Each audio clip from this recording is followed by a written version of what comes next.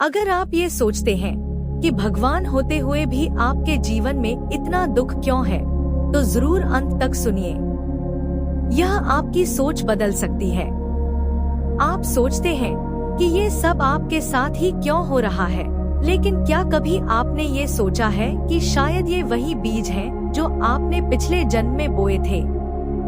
हम सब ईश्वर की संतान हैं। यह बात सुनने में तो अत्यंत सरल लगती है, लेकिन जब हम इस संसार की वास्तविकता को देखते हैं तो एक प्रश्न मन में बार बार उठता है। यदि हम सच में भगवान के बच्चे हैं, तो फिर इतना दुख, इतनी पीड़ा हमारे जीवन में क्यों है? हमारे पास हाथ पैर हैं, सोचने की शक्ति है, कर्म करने की स्वतंत्रता है, फिर भी हम खुद को और दूसरों को दुखी समझते हैं। क्यों? कभी किसी को रोटी नहीं मिलती, किसी के पास छत नहीं होती और किसी को समाज से अपनापन नहीं मिलता, तब हम उसे दुखी मान लेते हैं। लेकिन क्या दुख का आधार केवल भौतिक चीजों की कमी है?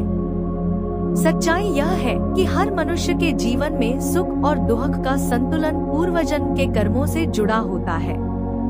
जब हम कोई विचार करते हैं और उसे क्रियान्वित करते हैं, तो वह विचार या कर्म अच्छा भी हो सकता है और बुरा भी। और यही कर्म पुनर्जन्म के चक्र में हमारे साथ चलते हैं। शायद किसी जन्म में हम राजा थे, तो किसी जन्म में सेवक, किसी जन्म में धन वैभव से परिपूर्ण जीवन जिया और किसी जन्म में कठिनाइयों से भरा संघर्ष। यह सब हमारे कर्मों का परिणाम होता है। भगवान हमें बार बार अवसर देते हैं स्वयं को सुधारने का, अपनी आत्मा को परिपक्व करने का और अच्छे कर्म करने का।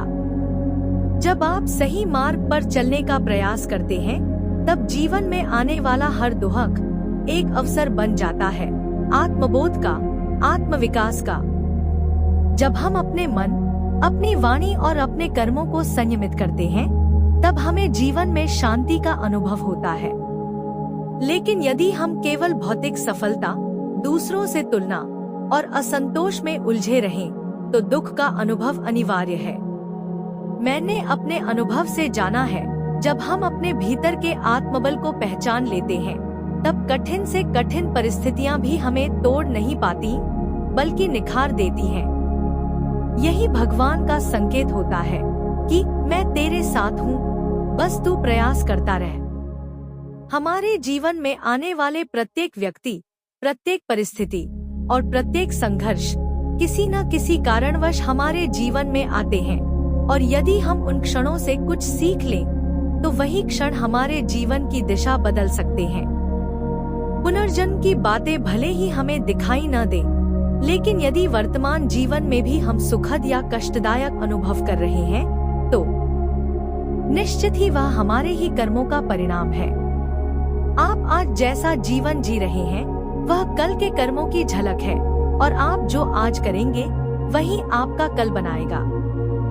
इसलिए मैं और आप, हम सभी, यदि आज भी अपने विचारों को पवित्र रखें, अपने कर्मों को ईमानदारी से करें और अपने हृदय में ईश्वर के प्रति श्रद्धा बनाए रखें, तो निश्चित ही अगला जन्म नहीं, बल्कि यही जीवन सुंदर बन सकता है। ईश्वर हमारे भीतर ही है। जब हम अपने भीतर की आवाज को सुनते हैं, तब हम उस दिव्यता को पहचानते हैं जो हमेशा हमारे साथ रहती है।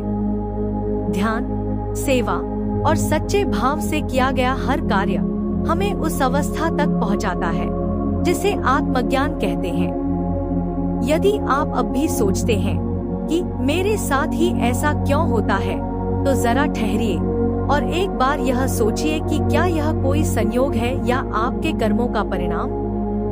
आपके वर्तमान जीवन की हर चुनौती, हर मोड़ और हर दर्द आपको कुछ सिखाने के लिए है।